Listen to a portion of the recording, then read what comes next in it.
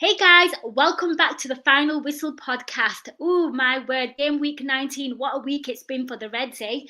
A clean sheet and 5 goals. Liverpool absolutely hammering Lopetegui's West Ham side. And joining me on this podcast is not the regular Ben, but it is a familiar voice on Anfield Index.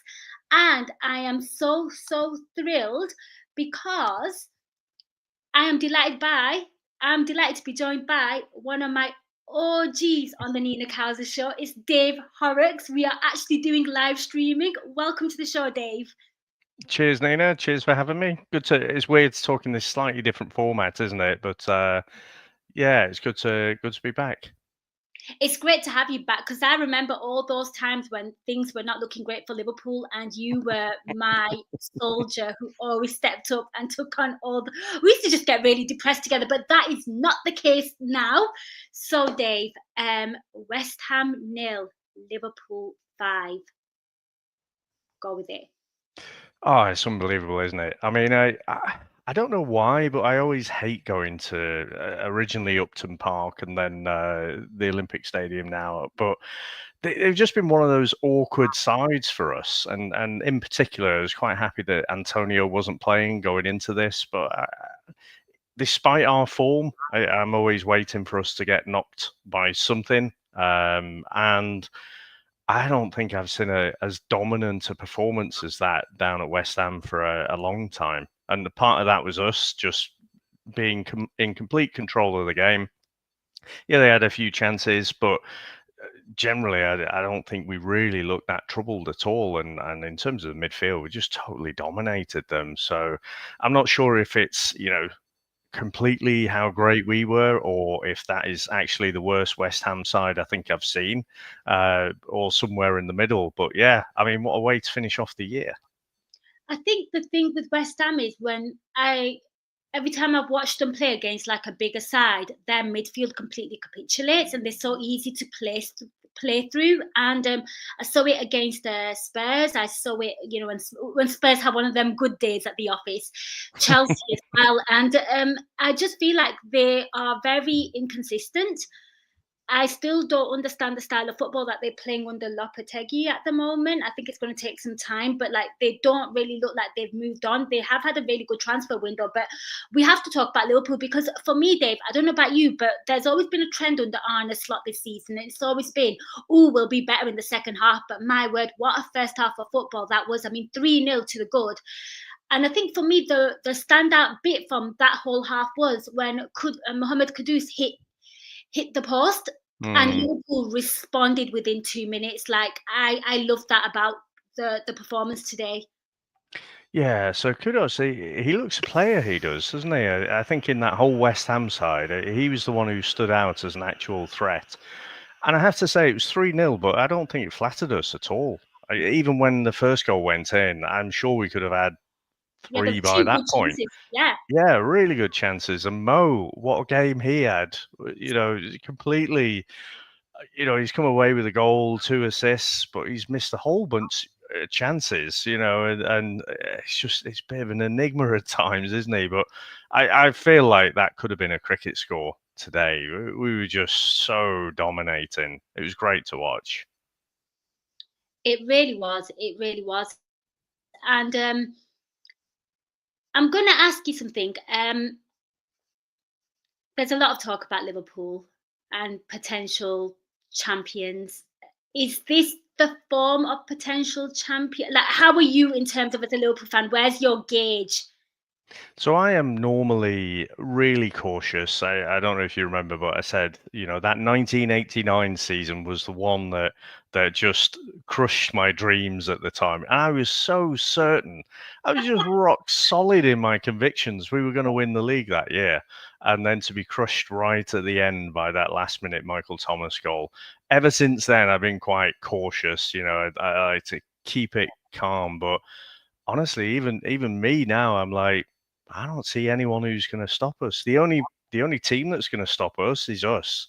Either, if we have a run of injuries that we can't deal with, or these contract talks drag on and it starts to disrupt the team, or distract the team. That's the only thing that's going to stop us. City look I mean, they were lucky today, really, to come away with that result against Leicester. I don't think Arsenal and Chelsea are all that. Forest second at the minute, doing unbelievable, but I don't see them challenging us. So 7 points clear, game in hand, going into the new year. I just think we look unbelievable, and I don't think, apart from the last time we won it, that quote unquote COVID season where we were running away with it anyway. I don't think we've seen a side run away with it like this for a while. Yeah, I mean, you're speaking about 1989 there. I'm just speaking about just the seasons under Jurgen Klopp, and that rivalry with like Pep Guardiola, and we've had Yeah. like a 5-point lead, and it's like kind of fallen. So those are my cautious moments in terms of like modern day football, where it's been quite recent actually, where we have been top, and we've been in quite an advantageous position. But I'm just, for me, it's each game as it comes. I'm actually blown away by how Slot has done. I was not It's expecting this. unbelievable. Mm. No, he's unbelievable. And what I'd say, a few times we had a lead against City, but like they'd be away on a World Club Championship gig or something like that. So we'd have the points advantage, but we never really stretched away, apart from that title winning season. We never stretched away from them, and they didn't have the games in hand as well. So this for me is different. All those times when we've been caught, Yeah. they did have those games in hand. And again, Slot, what can you say? I mean, he the results speak for themselves. But when you see him talk, he talks with such an intelligence about the game, and every game is different and he approaches it differently. He's really thinking about the team that he's got to play, how they play, and how we're going to counter that. I mean, yeah, he's just taken what Jurgen's done and that brilliant nucleus of players, and he's Mm. just sort of brought them up a little bit of a level as well. I have to say, it said about Salah, he's just having one of those Suarez-like seasons, isn't he? I know he's been consistently really good for us, but having him on top of his game as well. But that just seems to have brought everyone else up around him, apart from Andy Robertson, who I love, but he's obviously just not having a great time of it. But Yeah, even despite that, we've just been brilliant as a team. we absolutely have. I guess the only I've not seen the comments from Slot, but Joe Gomez, and I guess that's probably the bitter pill up to today. Yeah, and I saw Gags had said, we knew he was in the red zone already. I'm guessing, so the club would have known that. They'd have taken a gamble. They'd just sort of say, okay, we know it's a bit of a chance, but we'll take the gamble on it. And it's just not really come off. But with hindsight, it would have been great to put Quanta on from the start. But I have to say, since that first day of the season when he got hooked at half time, Yeah. whenever we've seen him, he's looked so nervous and cagey. And I thought today was the perfect introduction. We wouldn't have chose him to come on in that way, but when he came on, he looked completely assured. I was convinced he was going on one of those Matip kind of runs at the end. Just got the ball nicked away. I was convinced he was going to do something amazing then, but I hope that's going to give him the confidence to get back to the levels we know we've seen from him before. Absolutely, absolutely. I would love that as well, because last season he was it was his breakout season, and I think he impressed a lot of people. So yeah, I agree with you, and it's something that we've kind of spoken about on this pod as well, that being hooked in the first game was probably wasn't good for his confidence. But this is a Mm. growing thing now. Let's see how he does. We have a share a little comment there. Thank you so much there, Neil. Let's move on now. You kind of briefly spoke about Man City. So Man City, you know what? Back in the day, Dave, when Man City lost the game, I knew exactly where I was, what I'd had for breakfast, what I was wearing. And this season, it's more the case of when they win, where was I? What was I doing? What was I wearing? And everything. I mean, so they won today. They beat struggling Leicester City 2-0. You said they were lucky. And you know what? That scoreline really flatters them, because if I am a Leicester fan, I am absolutely seething at some of the glorious opportunities that they've had in that game. Yeah, I mean, I didn't see the whole game, but I saw the highlights, and I was following it along on the text in real time.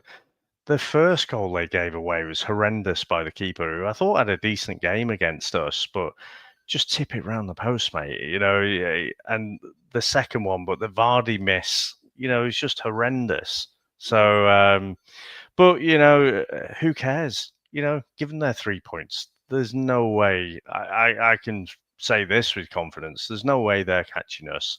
Like I say, in the past, they've always had the games in hand. We've never actually properly stretched away from them. But they're looking like now they might just be that one man team, might they? With Rodri. I mean, who knew that it would have this much of an impact to lose him? So yeah, we saw it a couple of times under Klopp, didn't we? Where we really just fell off a cliff. We didn't just hit a patch of bad form. We absolutely fell off a cliff. And I don't know if it's this high risk, high reward kind of game that, if you're just a bit off, can go badly wrong. I don't know what it is, but I don't think anyone predicted what would happen to City this year. It's madness because you see how Haaland started the season. He was getting a hat trick in every game, and you're like, oh, he's just going to run away with that golden boot. And then you see the kind of form that he's been in quite recently. I know he scored today, but missing the penalty against Everton. I think, Dave, it's a really, really strange combination. I think it's a manager that's never been in this position. I also feel like it's players that have never been in this position. Liverpool have been bad quite a lot recently, even before them, but we always had like a player that could get us out of that tight spot, or a player that you look at for inspiration. Like, I grew up in the Gerrard era, and that was my guy. And I'm sure you guys probably look at him and think, oh gosh, if only he had a consistency of like great players around him. And I look at this City team, and there's nobody that you think, oh, that one's gonna, step up to the mark and he's gonna do something. I also feel as well it might be a motivation thing. I know they speak about Rodri's injury. They're also a bit aging now as well. But for me, I also feel like they've won everything. Is it just a lack of like motivation? I don't know. Is the hunger still there? Like, I don't know. It's there's a lot here. There's a lot to unpack. But they did win today. And it's funny because they've got West Ham next, but yeah, let's see what happens with them, because they did win not so long ago. I think it was the game week when we drew to Newcastle. They beat Nottingham Forest, and then was like, oh, they've turned the corner here. They've turned the corner, and how many have they lost since? So yeah, it's a really, really strange one. And I think the new wave of Man City supporters are absolutely besides themselves in Such a terms of, shame, isn't it? yeah, So like I don't think they know how to handle this phase of like your team not doing too well.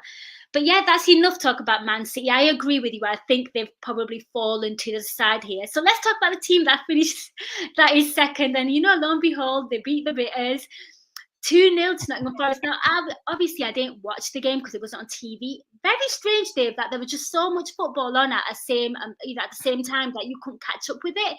yeah, Beat Everton 2-0, and Everton came unstuck here because they've had some good points against some big teams. Arsenal, Chelsea, Man City, who's boasting, but Nottingham Forest here took all 3 points. And I looked at the stats. It looked like a turgid game. I can't lie. It just looked awful.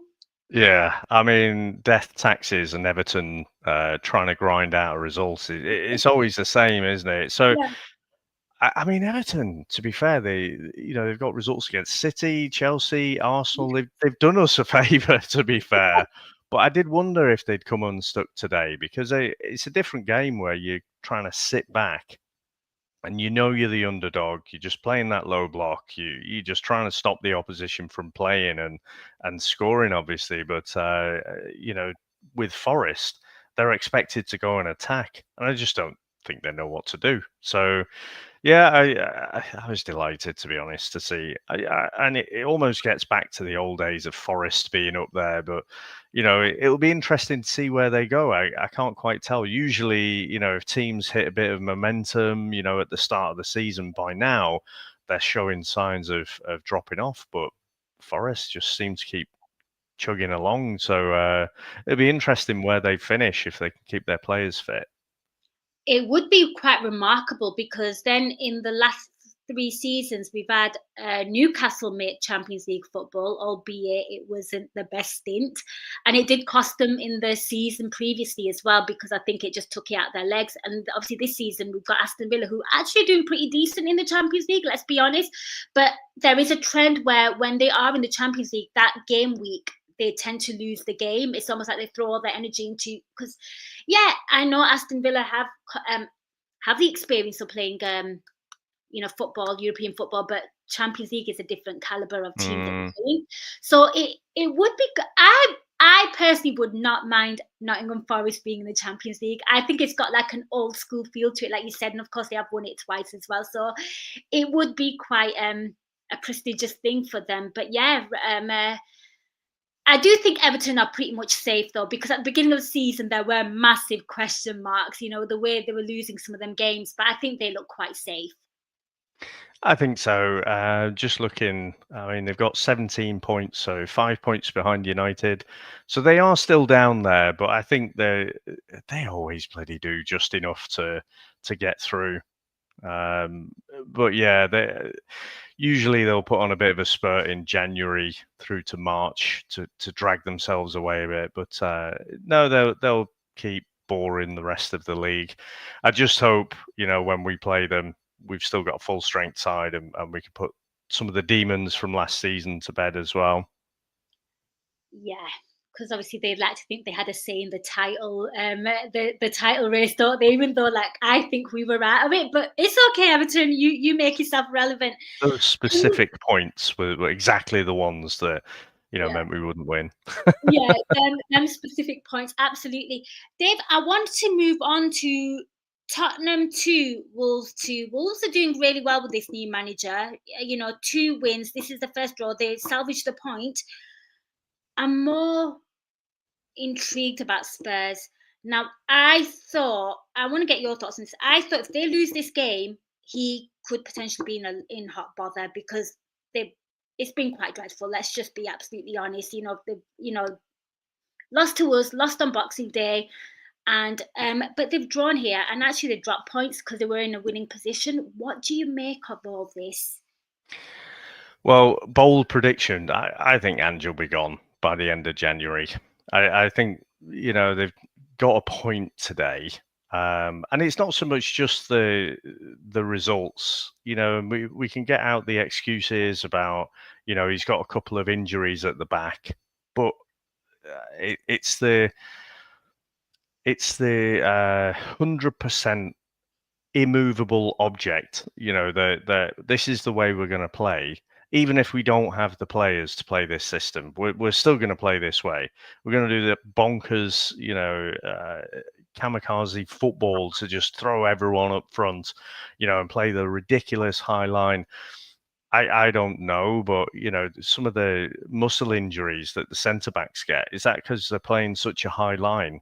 Like that Van der Vaart guy, I know he's fast, but if you're constantly having to chase back so far because there's a simple ball over the top, I just don't think it's going to work in the Premier League. You might get some amazing games and it might be great to watch and great when it comes off. And I think against lower teams, when you've got a full side, I could see you winning a few games playing that way.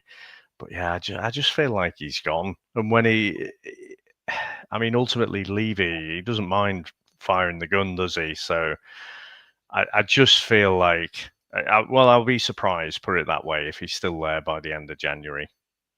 Yeah, I think that's a fantastic point for Wolves, by the way, given the fact that they're in a relegation scrap and they won 2 games and, got a point here as well right at the end. 2 more games to cover. I think we should cover Crystal Palace and Southampton. Crystal Palace 2, Southampton 1. I think this one just pretty much went as I expected. Crystal Palace are slowly finding their form now. They're getting the points on the board.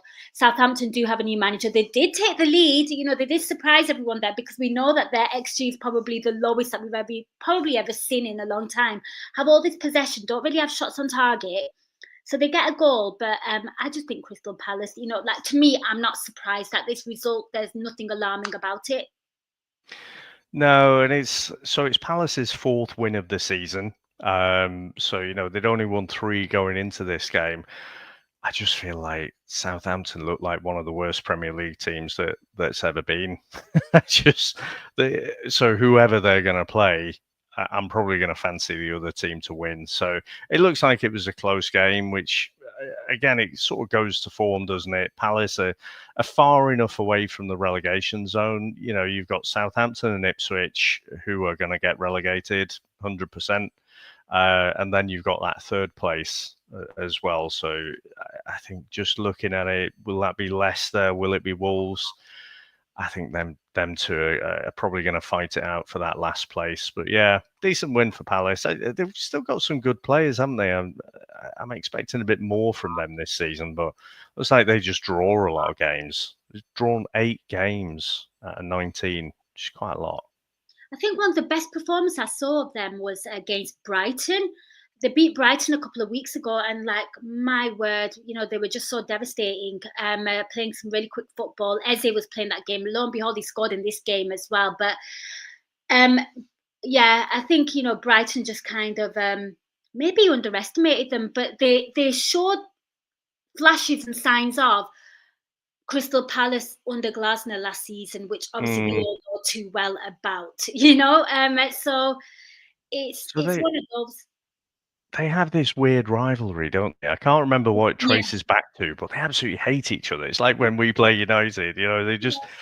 I don't know. I'd have to look into it, but I think they'd have it's been something to do bang with up for player, this but we game. call it a rivalry, in the air quotes.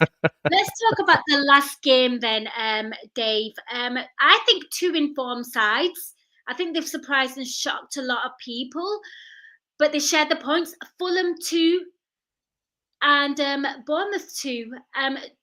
2 teams that are doing really well, but I'm not going to lie. If I had to pick a team that I enjoy watching more, it is for me Bournemouth. I just love watching them. I think this is a fair result. What do you think? Yeah, I think they're both good to watch, aren't they? In particular, I know that people talk about that Robinson potentially coming to us. I'm not sure.